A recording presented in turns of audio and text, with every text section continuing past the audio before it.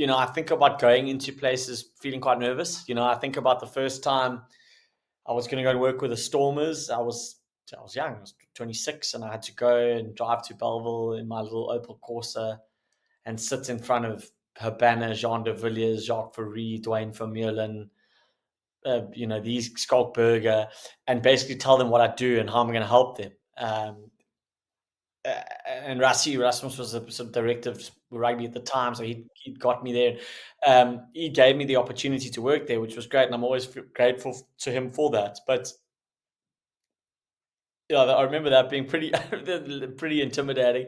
It was a funny story. I remember when I had to do my first workshop with the Stormers, and the players were sort of streaming into the team area, and I was standing at the back.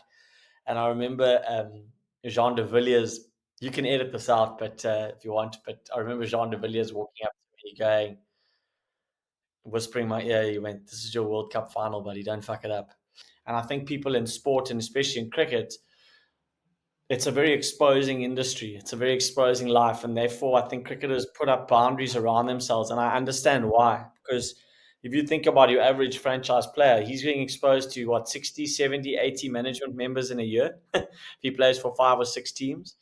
Plus, think about the amount of teammates. Like, you can't just open up all the time.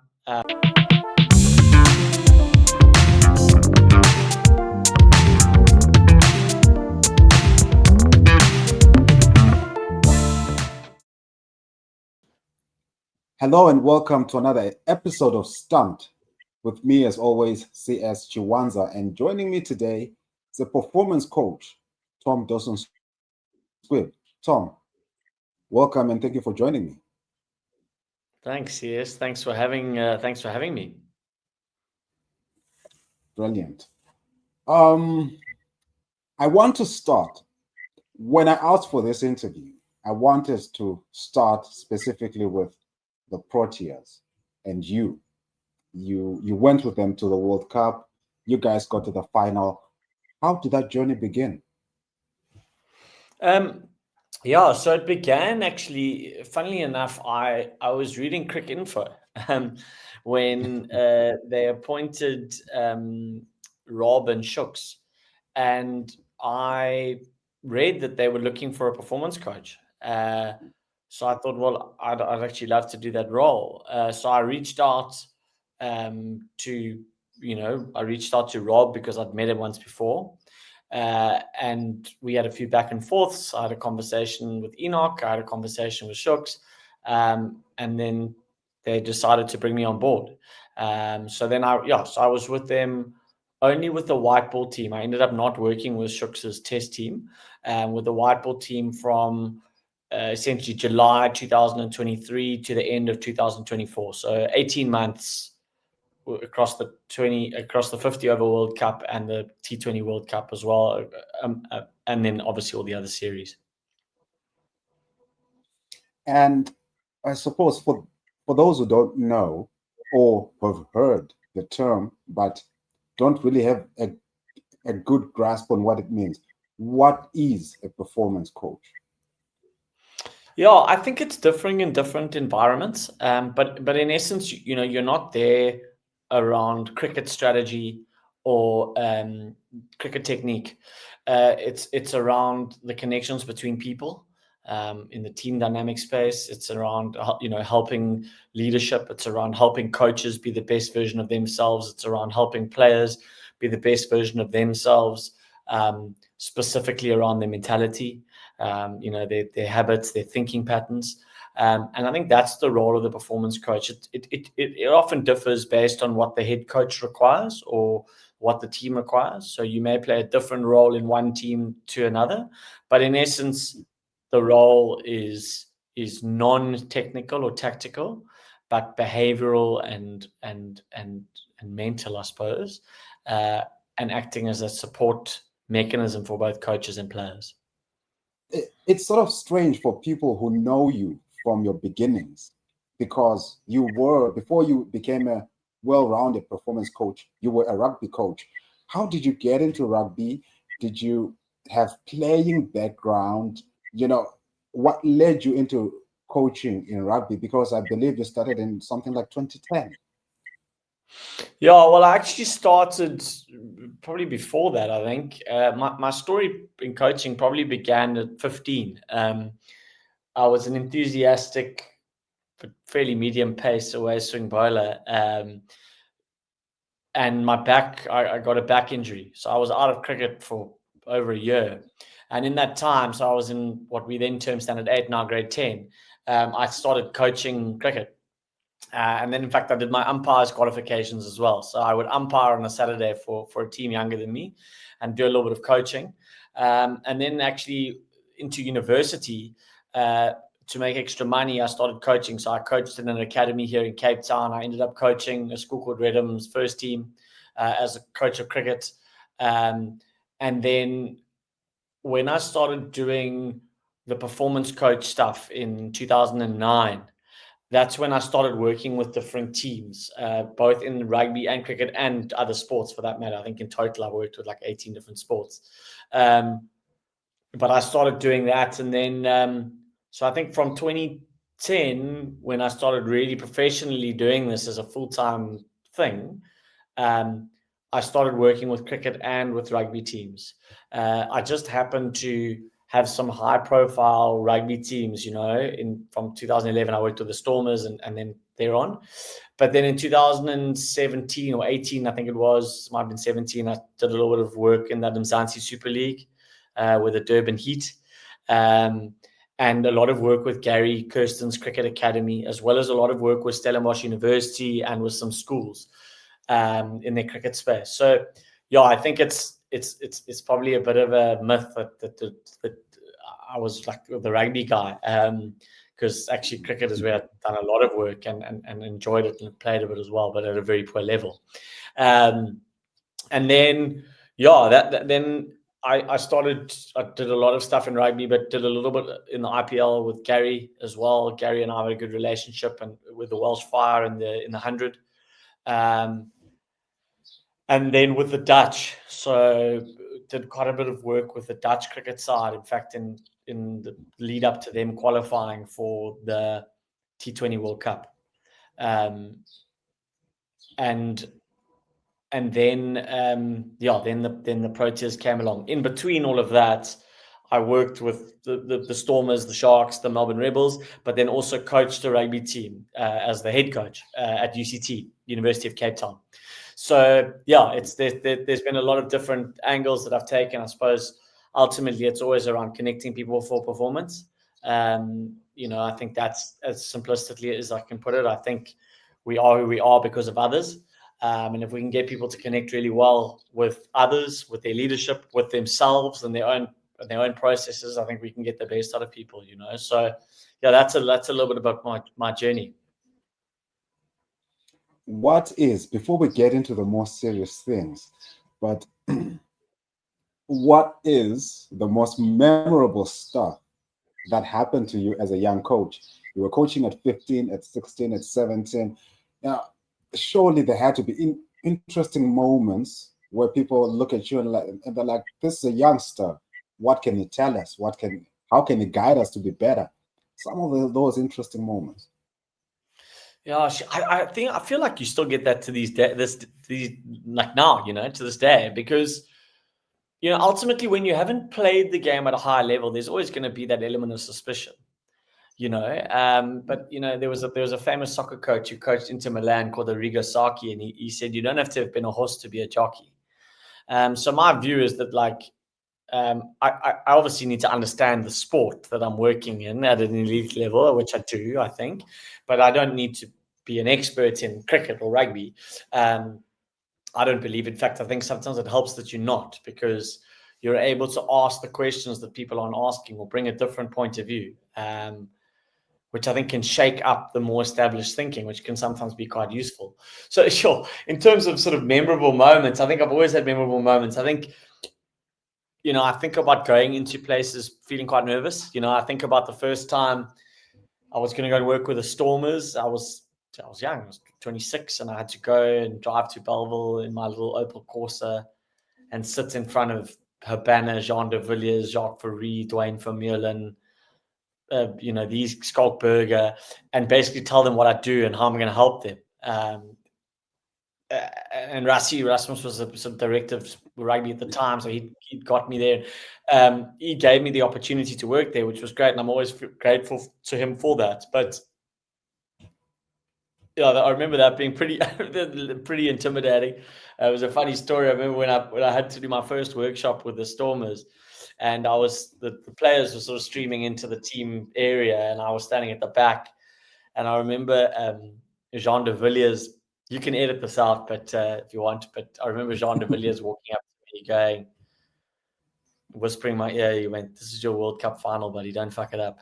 And I remember that being quite funny, but you have those moments all the time. I think you have moments where people, are suspicious or what have you, but then you have those beautiful moments, where teams do well, or you get a message. I had a message yesterday from a guy that I've coached telling me that he's just graduated now and he's in his first year of what he's doing. I don't want to say too much, give it away, but just really appreciating the lessons that he felt like he learned from me in his life so far and how he's putting them to use. Like that for me is as powerful as anything, or sitting with a cricketer, who does really well in yesterday's auction, and feeling really proud of what he's done and the work that we've done and the relationship we've built over time. So, I'm not taking credit for what he's done at all, please, but more just seeing people that you've worked with flourish is just the best, man.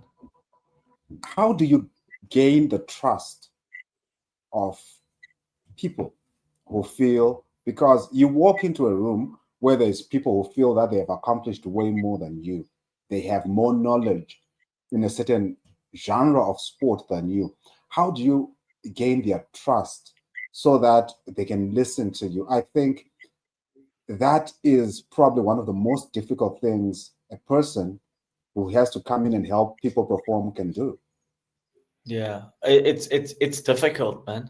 Like, I'll be honest, it's really difficult, and I think it's different at different levels. So, and in different cultures. So I've found going into some environments, people are unbelievably receptive, and then in some environments, people are not receptive at all.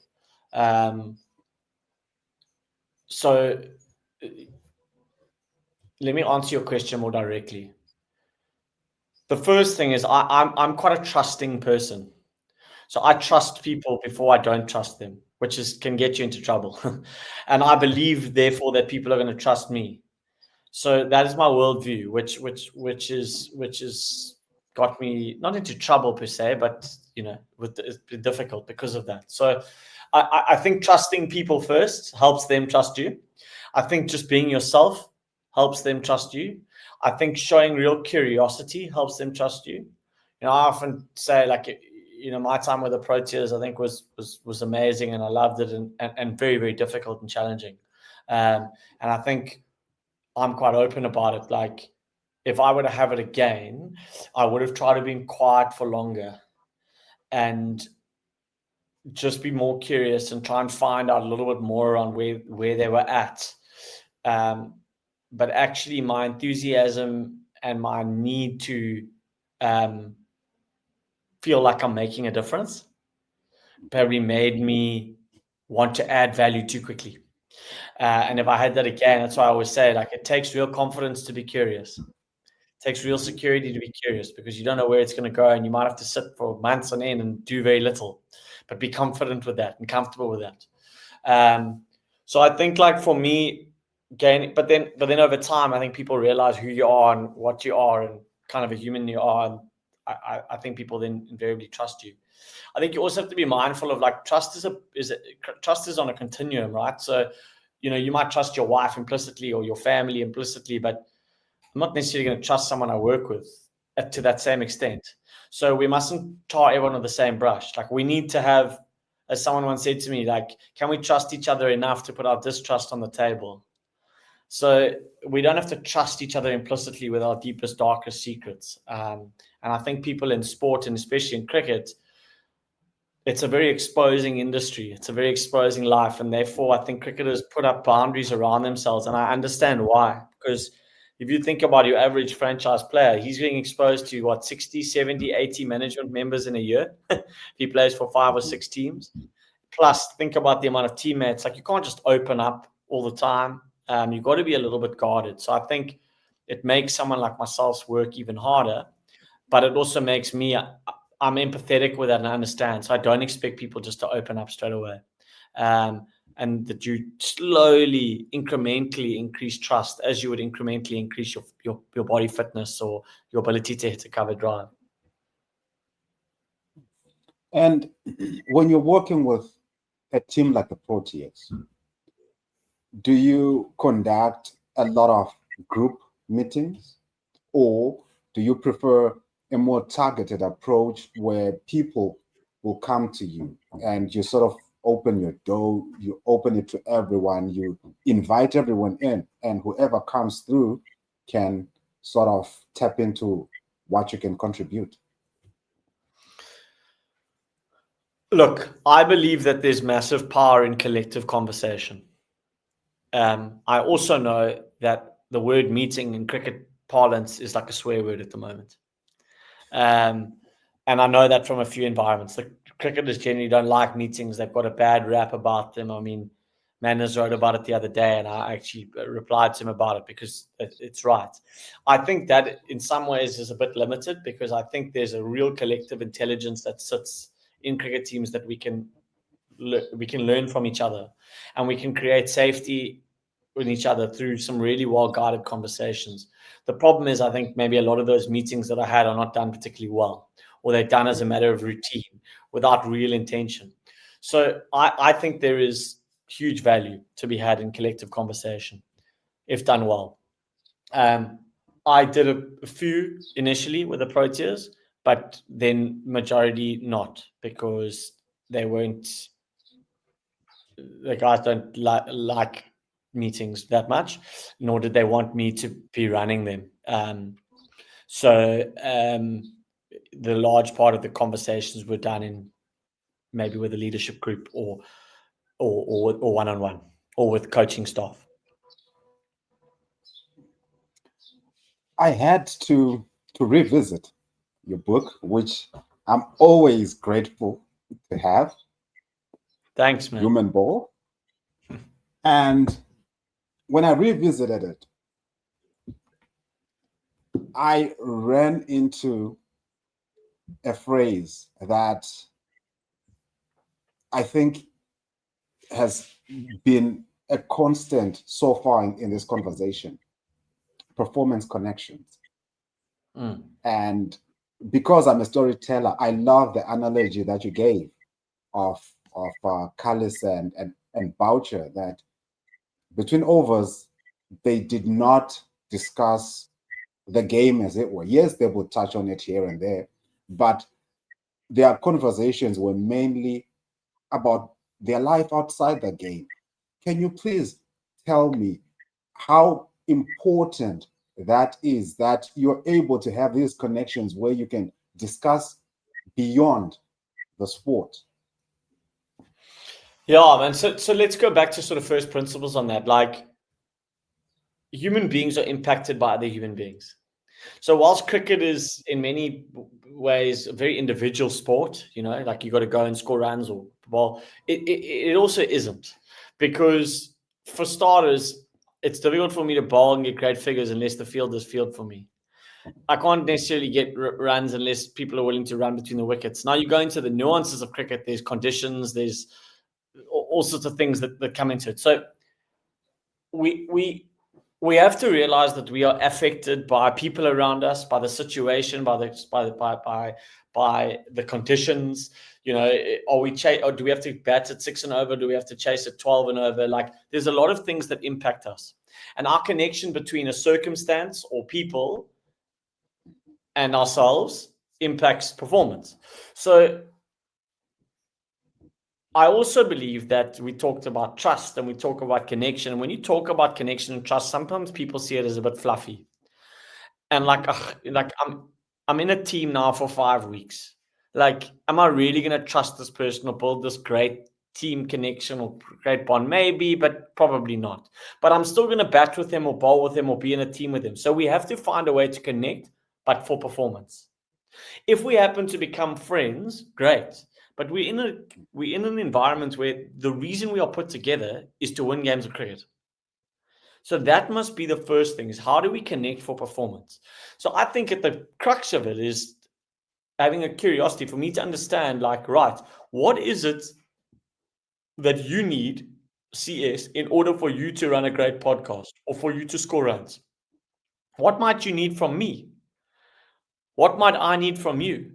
So just at the basics of awareness, and then actually giving each other what we've agreed. So you need this, I need this. Now we give each other what we do. So we build this rapport with each other, and we enable each other to perform.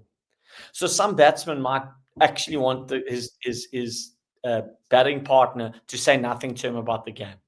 Some batsmen I know love the fist pump. They love energy. They like to feed off the energy of their batting partner. That's a performance connection taking place. So if you've got a bowler, and I talk about it in the book, you've got a bowler playing in a franchise league, he gets hit for 6 and 6. He looks around, not one member of his teammates are looking at him. Do you think that bowler is going to be a better space than if one or two of his teammates come up to him, slow him down, tap him on the back, say, no worries about this. Have you thought about this option? Surely both ways are connecting. One's just connecting for performance, the one's not connecting for performance at all. And I think it's important, I've had conversation with a well-renowned bowling coach, and, he's like, oh, sometimes one of the worst things you can do is a bowler's bowling really well. Someone runs up to him, gives him some thoughts in his ear, and it takes him off kilter. It takes him off what he's meant to be doing. And I'm like, absolutely. But we're always connecting. That's just not a very good performance. That's not a performance connection. That's a low performance connection. But we need to understand that we are impacted by each other all the time. And I promise you, you'll be, as much as guys want to protest that it's individual and just leave me to be, then why do those same players always say, I did so well because the environment was great? Well, if the environment was great, that means you're impacted by other things, which means connections are important, because the environment is the remit of everyone. So, yeah, that's why I believe so strongly in understanding that human beings, especially men, when things are going difficult for us, what do? We retract, we withdraw, we try and become stoic and do things on our own. But I always say the antidote to pressure is connection. So till the day I die, I will believe that if you want to get the Proteas to win World Cups, it's going to come down to the quality of connections that take place. That doesn't mean they all have to be friends and eat dinner together or anything like that. But the quality of their connections to be able to handle those big pressure situations is going to be the most important thing. And that's why I'd say now, like, quite simply, what do? I connect people for performance. That is what I want to do, because I think that's what's most required. I think that's the problem we've got to solve across many sports and in business, for that matter. A couple of years ago, I had a chat with Neil McKenzie. He's trying to do something on his journey as a player. And one of the things he told me was that he was that one guy who always wanted to hang around the dressing room. Like after a match, he wanted people to hang around, people to just sort of connect, have a conversation. But that era that Mackenzie grew up in is sort of gone. Like, guys don't really spend a lot of time together if they're on a tour, because everyone has a cell phone to get to. They have a video game to get to. We now have these little bubbles that we can now just retreat into after a match. Does that help, or does that take away from team performances? Oh, it's hard to infer causality, but I think I think spending time in a change room afterwards is it's sacred. It's a great time, and it's actually quite nice. It almost happens organically if you think about the Proteas, for example. Like, there'll be presentations and what have you. So you're generally not leaving the change room. You'll be there for at least an hour after the game before you get on the bus, and I think that's great time. For guys to chat, have a laugh, reflect on the game, have a beer. I think that's great time and it's valuable. I think it's an absolute tragedy. Someone was talking to me the other day about playing club cricket, and that they find it quite hard to get guys to stay after a day of cricket. And I'm like, you got to get guys to stay. Maybe not every Saturday, and then maybe don't have to have 15 beers, but just to stay around and converse and have a laugh and reflect on the game and get boosted by your teammates. And wow, CS, like that was amazing. I loved what you did there. Like those little things I think they do deepen the connections in some ways. And they might enable us to therefore have even more useful conversations about cricket because we've got to know each other a little bit more. So yeah, I'm a big supporter of that. And I think you've got to be quite clever if you're coaching a team. Maybe, for example, don't put the phone straight out after the game. Wait 20 minutes after the game before the phones come back and just have a time to spend together. There might be little things that one can do to enable connections. And you spoke of the work you've done with Gary, with his academy, with the Welsh Fire in the IPL. How did that relationship come to be? The beginnings. Yeah, it's a good question. Tough one for me to really put my finger on it. I think what happened was a chap called Ryan Cook, who's the Dutch coach. He came down from Joburg to coach at Rondebosch, and I was doing a little bit of performance work with the Rondebosch team. So we then got to know each other, and I think then Ryan and I started to do some personal work together on his own coaching journey. And funnily enough, now all these years later, Ryan and I are friends, and I'm actually working with the Dutch going forward. But Ryan was working with Gary's academy. And Ryan then got me in to come and start doing some performance work with Gary's academy. And then I think Gary, was part of some of those conversations and felt, I suppose, maybe this guy's got something to add. And then it sort of went on from there. I think Gary and I we've shared many laughs. Whenever we talk on the phone, we know we're going to have some hysterical laughter for a few minutes of that time. You know what? Gary's probably 56, 57. So he's a fair bit older than me. But we've got this like childlike enthusiasm for what we do, and like talking about coaching and how you get the best out of this and what do we think here, and having in-depth conversations about sports and in amongst that having a laugh. And I think we connected really deeply in that Welsh Fire trip. I mean, we went to we lost 8 from 8. But, Gary and I were the two South Africans, or Dave Miller was there as well. But Gary and I were, I don't know if we were there for 30 nights. We probably had dinner together for 20 of them, just the two of us.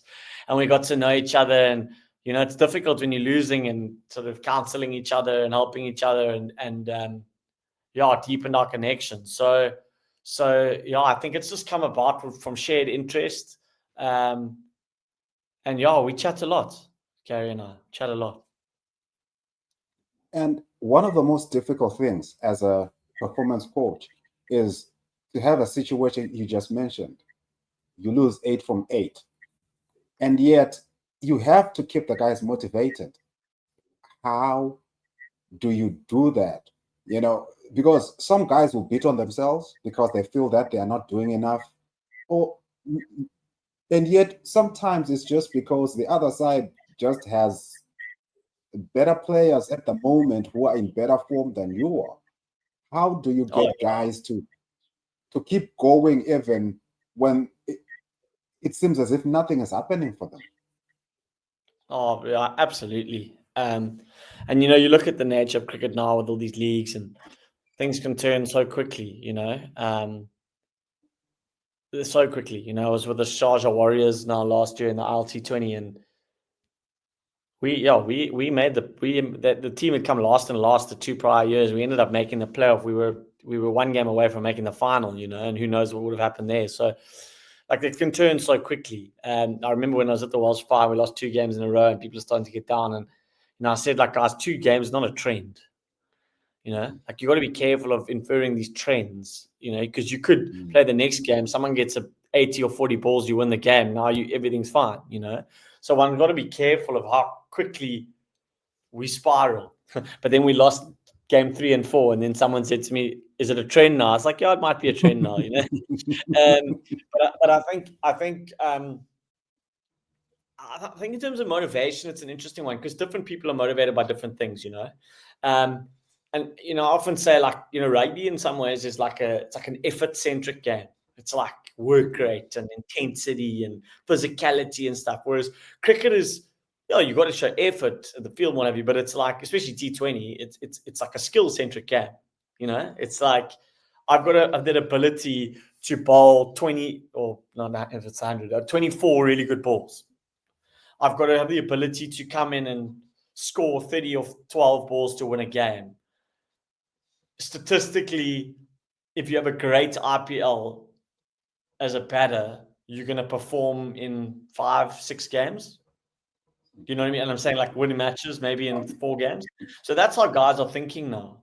And I think it's not that they don't care, but that they have to be realistic about things. So in terms of motivating people and what have you, I think you've just got to realize, like, by nature, you're going to fail more than you're going to succeed. I remember reading this thing in a book saying, like, your average cartoonist will do something like 1 out of 10 cartoons that he draws or she draws will get published. So they've got a failure rate of 90%. Cricket, you've got a failure rate of probably north of 50%. You have to accept that and acknowledge that, even though it's not nice. So I think in terms of motivating it, a lot of it's around perspective. Why are you motivated? Were you motivated because you're motivated because you got to support your family, maybe, but you're also motivated because that's your profession. That's just how you identify yourself. You identify someone who works hard, So I think the idea of the rah-rah speech and playing for some bigger cause and what have you, not convinced that a lot of these players going around are playing for deeper causes, if I'm honest. If they're playing for the Barbados Royals or something like that, I think they will have other more personal meanings that they play for.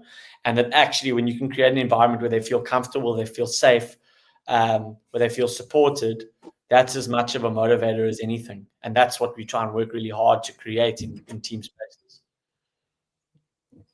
One of the things that I feel is quite important, I think it's also, again, I'll keep lifting this up, just in case someone is looking, because it's available in South Africa, everywhere. It's been available for months.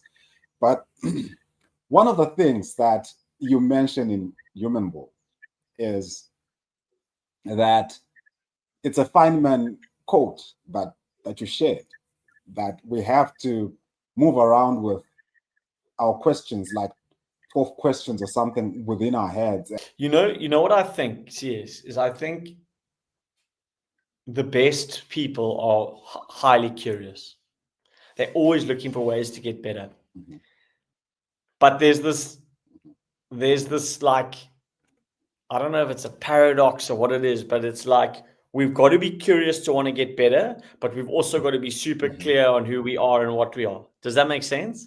So it's like, yes, a cricketer who's constantly like asking, like, what can I do? What can I do? Like, he's almost over searching. I'm not sure he's going to perform at the top. But a cricketer who's blocked off to any bits of inputs and insights and wanting to get better, I'm not sure he's going to perform at the top.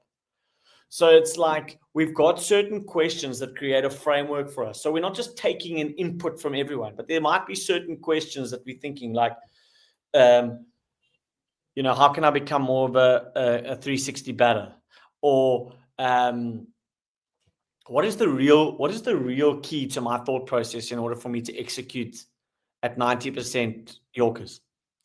Do you know what I mean? And like, being deeply curious with oneself and knowing more about themselves. Lord Sebastian Coe said, he was an athlete, he organized the British Olympics. He said, a champion has an insatiable desire to know more about himself.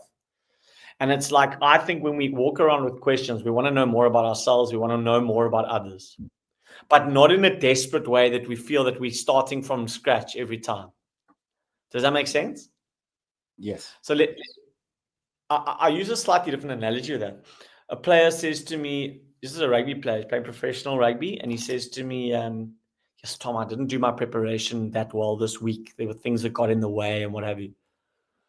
I'm worried about Saturday's game. So I said to him, yeah, but if we think about it, yes, you want to do your prep, but you've done thousands of weeks of preparation. You don't go back to zero every time. Do you know what I mean? You don't go back to the zero at the start of every week. You've got that preparation builds up. And it's the same with curiosity. We don't go back to zero. So we know certain things. Ryan Rickleton will know certain things about his game. And then he'll have one or two things that he also is curious about. How can I know a little bit more? And those are the questions I think that we carry with us is, like, what is it that I'm wanting to know a little bit more about? Where am I open to? What is important for me in order to become a world-class batter or world-class bowler all-rounder? And I think that curiosity, but that almost frameworked curiosity rather than just wanting to know everything, I think is important. I remember hearing a story on Michael Jordan.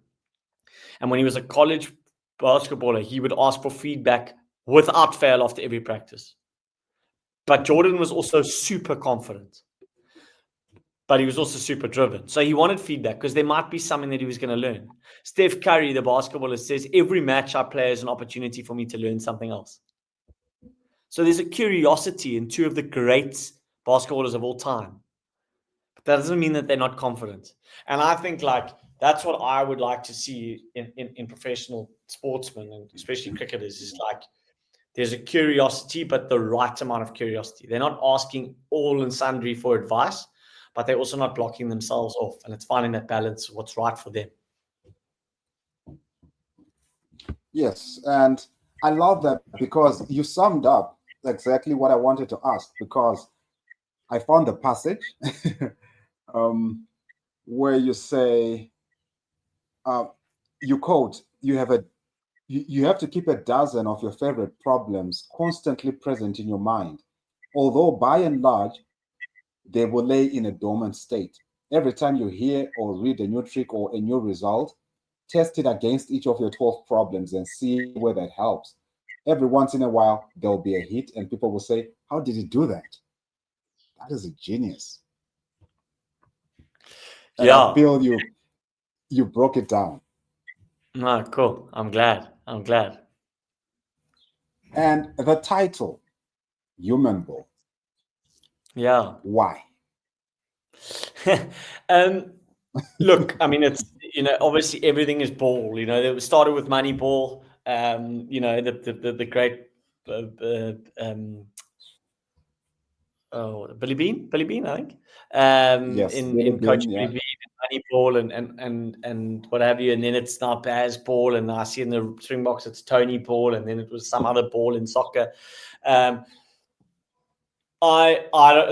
no Tom Ball. I'm not famous enough for that, or good enough for that, or I don't want there to ever be a Tom Ball. I don't think that's. I don't believe in that. But I think there is a clear set of ideas and principles for which I believe in, and obviously it's like, how do we maximize people through the way we connect? And I think that when we were discussing, myself and Nick, my co-author, it was actually his idea. He was like, well, we're human balling. We're trying to get the best out of humans. And we didn't necessarily have the highest resources or talent or anything like that. We had talent, but I'm not saying we had the best or the most money, but we had to maximize what we had by combining people and interacting in a way that made people feel safe, made people feel like they belonged, and ultimately made people driven to get better all the time. So we coined the phrase human ball. And I talk about human balling, so that's a relentless focus on maximizing people together. That's what we did try and do and talked about in the book, and certainly what I intend to keep trying doing, whether I'm coaching a team, consulting to a team, running a business, whatever it might be. I think human ball will stay with me. And where can one get the book? Where is it available? Yeah, so obviously in South Africa, all exclusive books have got it. It's available on Takealot. It's available on Amazon. Print to buy. You can get it on your Kindle. There'd probably be some other, independent bookstores where it would be available. It's even available on our website, humanball.co.za. So it's pretty widely available if people are wanting to get it. So we've been super chuffed with the response so far. I mean, who knows what's a successful book or what's not a successful book. We wrote it because we were deeply enthusiastic about what it is, what the story was, and we felt like, so many stories are written about things that are a success.